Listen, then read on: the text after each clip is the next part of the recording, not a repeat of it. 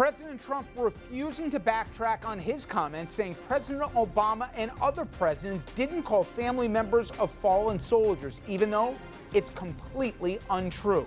We'll take a look at the growing criticism.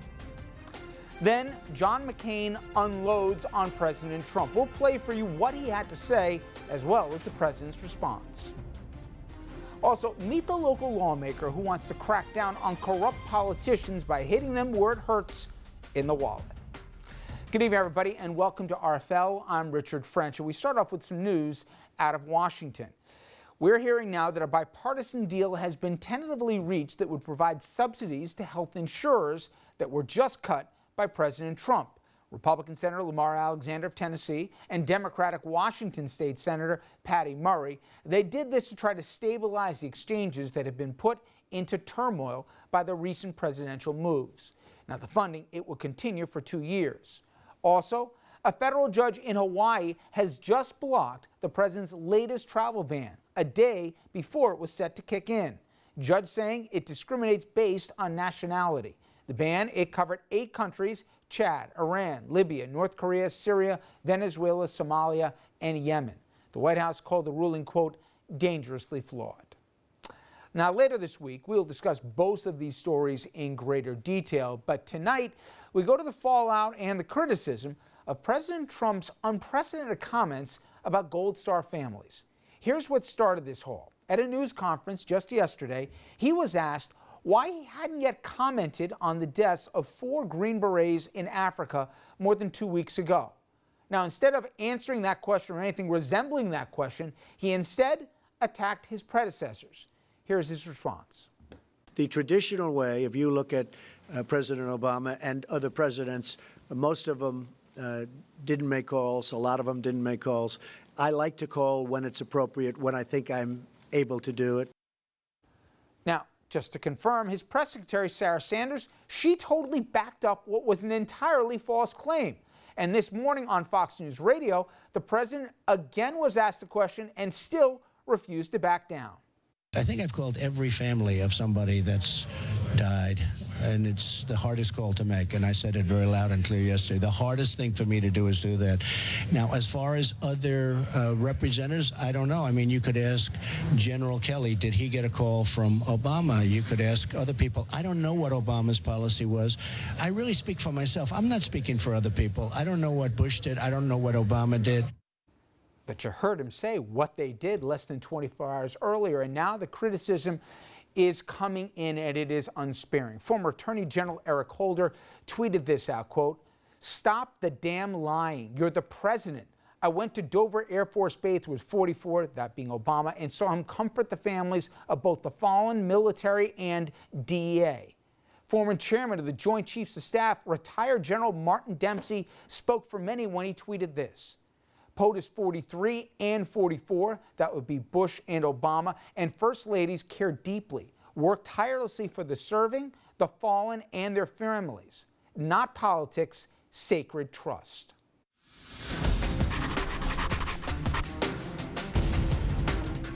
You know, given all the things that Donald Trump has done to the office of the presidency in less than a calendar year, you'd think now this latest breach of decency would simply add to the ever-growing list.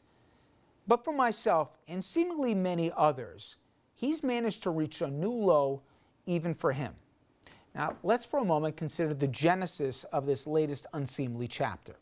It began when he was pressed on why 2 weeks after 4 Green Berets were killed in an ambush in Niger, he had yet to even speak about the issue publicly. Now, rather than answering that legitimate and fair question, he decided to self-promote, talk about how great he was, publicly praising himself for supposedly writing letters to the fallen families, though curiously, not yet sending them out more than 2 weeks since they passed. Then he pivoted, as only Trump can, and as you saw, said he was doing far more than his predecessors, who neither called or wrote grieving families. Now, for even a pathological liar, this was obscene. Both Obama and Bush, they met, they called, they wrote with families of dead soldiers.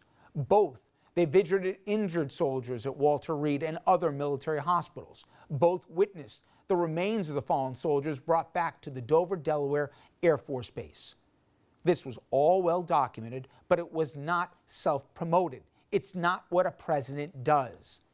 It's possibly because, as decent human beings who both respected the awfulness of the grieving family's pain and the unseemliness of making those moments about themselves, they and previous presidents kept those intensely private moments just that, private. To the president that we have today, that would be a missed opportunity. You miss free press or a not too clever midnight tweet. Regardless, even his tone deafness seemed to be getting the message this morning that this was a lie that was going to have consequences. So what did he do? Did he apologize for using grieving military families as props and wrongly smearing past presidents? Is that a serious question? Trump instead decided he'd invoke the death of the late son of his own chief of staff, General John Kelly, who has rarely, if ever, discussed his son's ultimate sacrifice in uniform. Now, it should be noted for what it's worth that President Obama and his wife did meet with General Kelly and other Gold Star parents. But there I go again with those pesky facts. There was outrage today from previous administrations, Republican and Democrat, on the sleaziness of Trump and friends. But better than hear their outrage or mine, hear from the families themselves. Here are some of, appropriately, their tweets. Again, I'll read verbatim.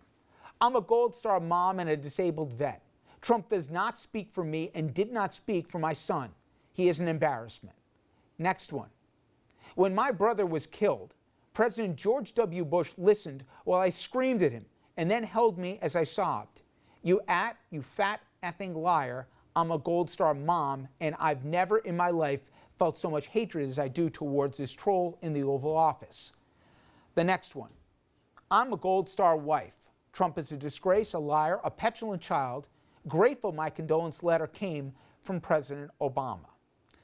So to recap here, to change the subject from neglecting the memories of 4 Green Berets whose flawed mission is now under investigation, I should add, Trump decided to deflect by lying about what other presidents did while at the same time impossibly exaggerating his own compassion.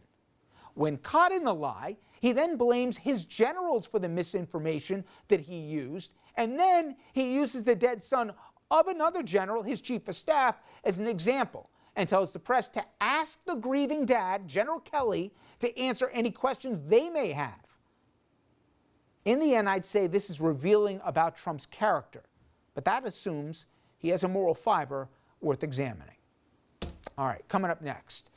President Trump now feuding with another top Republican senator. This time, it's a common target, John McCain. Again, this time, however, McCain started it.